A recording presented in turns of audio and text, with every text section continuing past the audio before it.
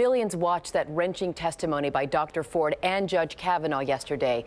Many survivors of sexual assault say hearing Dr. Ford's account triggered memories of their own attack.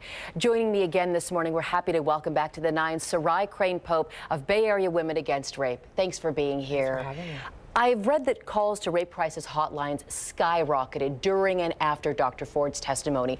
What have you experienced in your work? Absolutely. In our agency, we saw a 50% increase in calls starting around Tuesday, just as the ramp up. And then we saw an additional 25% increase on Wednesday. And by yesterday, we were at double or more. So everyone was calling. And telling you what? Telling us that they were extraordinarily triggered, activated, hopeless.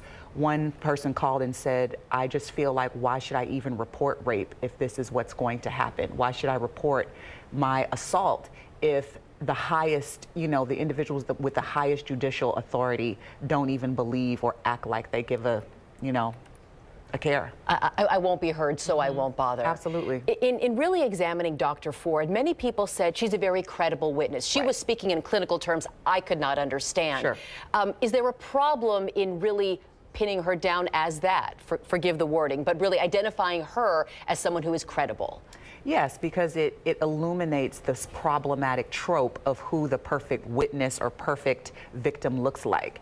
And Dr. Ford actually is. She's white, she's educated, she's blonde, and so she seems more credible than maybe some of the other individuals that do come forward and report their sexual assault. And so is the fear that perhaps a 16-year-old girl from a minority background who maybe wasn't doing all the right things leading up to her attack might say, even Dr. Ford said, I didn't tell my parents because I was 15 and I'd had a single beer. I was afraid of getting in trouble. Sure.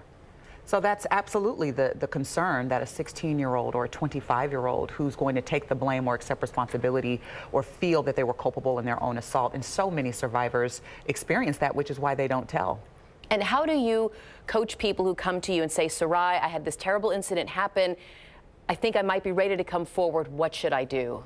Well, we want to make sure that we give any victim of sexual trauma or sexual assault autonomy and make them feel like they have agency in their own process. That being said, if they feel like they want to report to law enforcement or move forward in a process like that, we definitely want to make sure that they know that they're believed. That's the biggest thing that victims need to experience or feel from the people that love them, is that they're believed, that their story is valid, that their experience of waiting makes sense to them. Some people watching yesterday's hearing did not consider Dr. Ford credible because while she could remember very, very clearly certain small aspects of what happened, she doesn't know how she got home.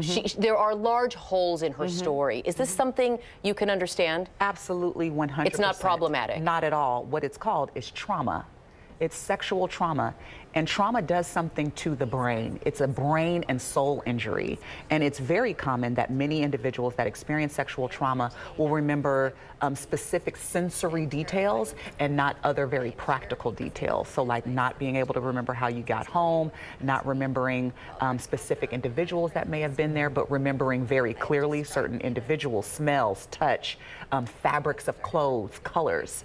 Is this case changing at all how you help survivors, or is it reinforcing what you and your organization have been doing for so long? It's reinforcing what the agency has been doing for so long. It's extraordinarily frustrating that after 47 years of an agency like Bay Area Women Against Rape, that we're still seeing the kind of erroneous beliefs and myths that were illuminated yesterday during the Senate Judiciary meeting. Okay, Sarai Crain Pope of Bay Area Women Against Rape, thank you again for joining us. Thank you for having me.